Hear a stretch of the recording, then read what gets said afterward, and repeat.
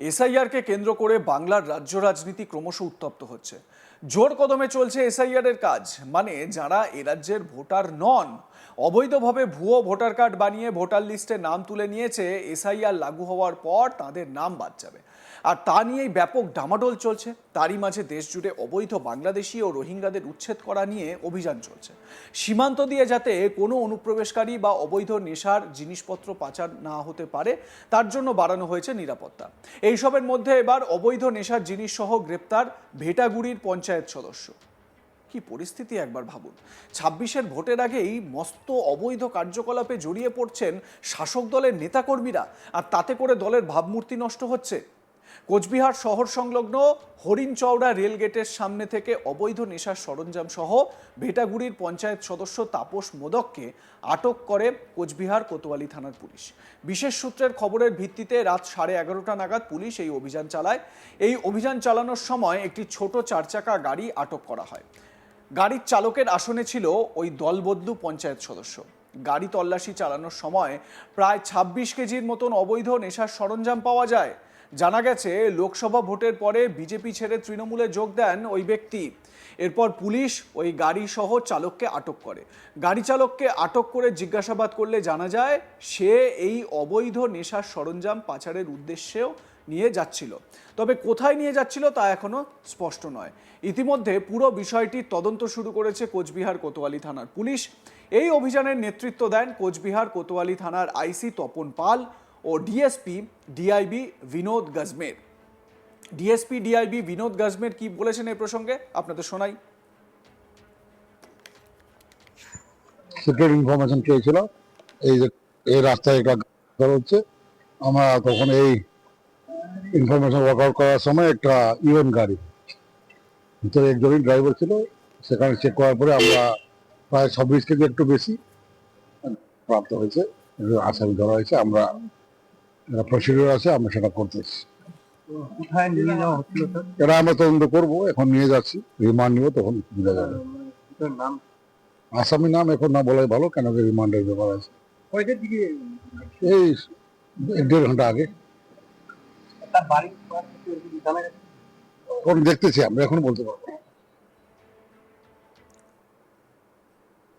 থরে থরে সাজানো একেবারে উদ্ধার হলো এই সমস্ত বেআইনি জিনিসপত্র। এবং যত সীমান্তবর্তী এলাকা, সেই সীমান্তবর্তী এলাকাগুলোয় কিন্তু এই উৎপাত চলতেই থাকে।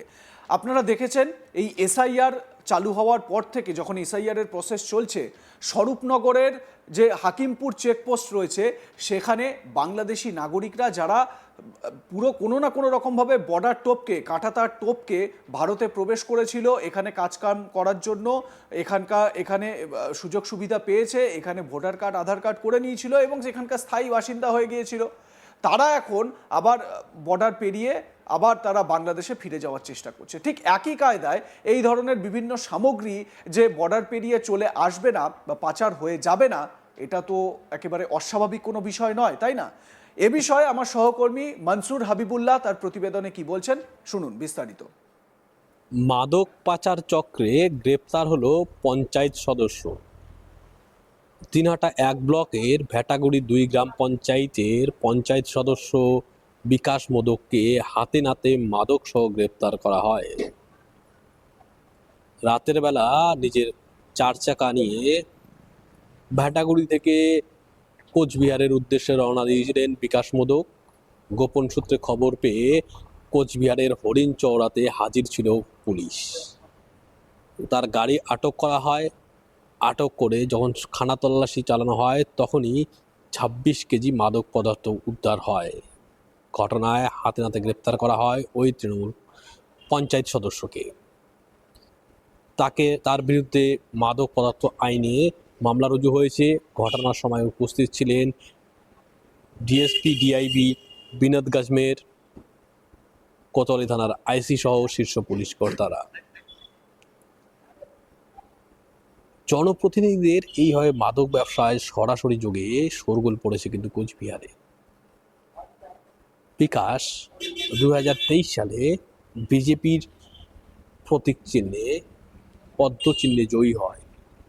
পরবর্তীতে ২০২৪-এর লোকসভা নির্বাচনে তৃণমূল কংগ্রেস জয়ী হলে দল বদল করে তৃণমূল কংগ্রেসে যোগদান করেন। বর্তমানে তৃণমূল কংগ্রেসের পঞ্চায়েত সদস্য হিসাবেই পরিচিত। দলবদলু এই গ্রাম পঞ্চায়েত সদস্য সরাসরি মাদক পাচারেই জড়িয়ে পড়লেন। ভাটাগুড়ি দীর্ঘদিন ধরেই মাদক উৎপাদনের জায়গা হিসেবে পরিচিত। দীর্ঘ সময় আবগারি দপ্তর পুলিশের পক্ষ থেকে মাদক বিরোধী অভিযান চালানো হয়েছে। বিভিন্ন মাদক পদার্থের গাছ কেটে দেওয়া হয়। ভেটাগুড়ির মাদকের চাহিদা কিন্তু উত্তরবঙ্গে বিপুল।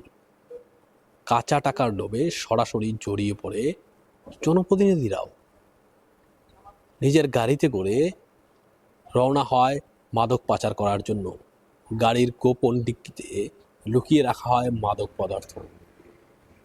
সেটা নিয়ে যখন সে রওনা দেয়, তৎক্ষণাৎ কিন্তু গোপন সূত্রে খবর পৌঁছায় পুলিশের কাছে। পুলিশও ওত পেতে থাকে।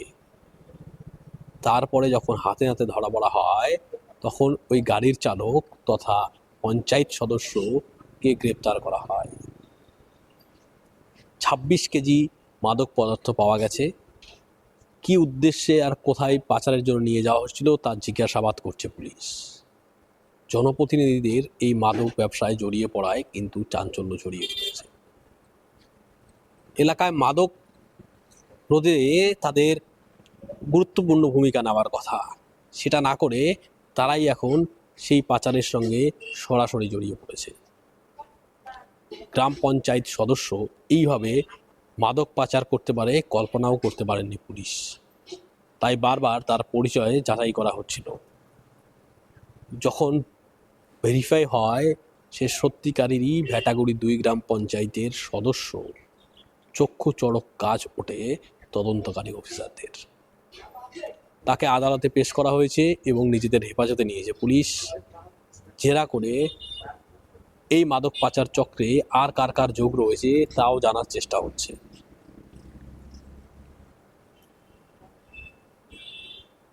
কোচবিহার এই রাজ্যের সীমান্ত লগ্ন জেলা। সীমান্ত সংলগ্ন দিনহাটা শহরের কাছেই এই ভেটাগুড়ি। বারবার রাজনৈতিক কারণে উত্তপ্ত হয়ে ওঠে। সংবাদ মাধ্যমে শিরোনামে আসে প্রাক্তন কেন্দ্রীয় স্বরাষ্ট্র মন্ত্রী নিশীথ প্রামাণিকের বাড়িও এখানে। দিনহাটা বিধানসভার অন্তর্গত এই বিধানসভা থেকেই উদয়ন গুহ জয়ী হয়ে রাজ্যের উত্তরবঙ্গ উন্নয়ন মন্ত্রী হয়েছে। রাজনৈতিকভাবে গুরুত্বপূর্ণ দিনহাটার এই ভেটাগুড়ির জনপ্রতিনিধি এখন মাদক পাচারে সরাসরি চোখ মিলল। তা চিন্তার কারণ হয়ে দাঁড়িয়েছে সমাজের পক্ষে।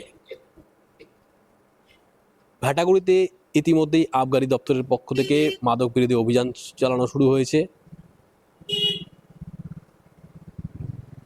যখন আবগারি দপ্তর মাদক বিরোধী অভিযান চালাচ্ছে, তার সেই মুহূর্তে এইভাবে মাদক সহ গ্রেপ্তার হওয়া পঞ্চায়েত সদস্যে কিন্তু নানা রকম প্রশ্ন উঠতে শুরু করেছেন নানা মহল থেকে। গাড়ি করে সেই মাদক পদার্থ কাদেরকে সাপ্লাই করত, আর কতদিন থেকেই বা জড়িত এই গ্রাম পঞ্চায়েত সদস্য? জনপ্রতিনিধি হওয়ার আগে থেকেই এই ব্যবসায় জড়িত ছিল না তারপরে থেকে? লাইক কমেন্ট শেয়ার করতে ভুলবেন না। দেখতে থাকুন আজ তাক বাংলা। সাবস্ক্রাইব করুন আমাদের ইউটিউব চ্যানেলটি, বেল আইকন প্রেস করুন নোটিফিকেশন পেতে।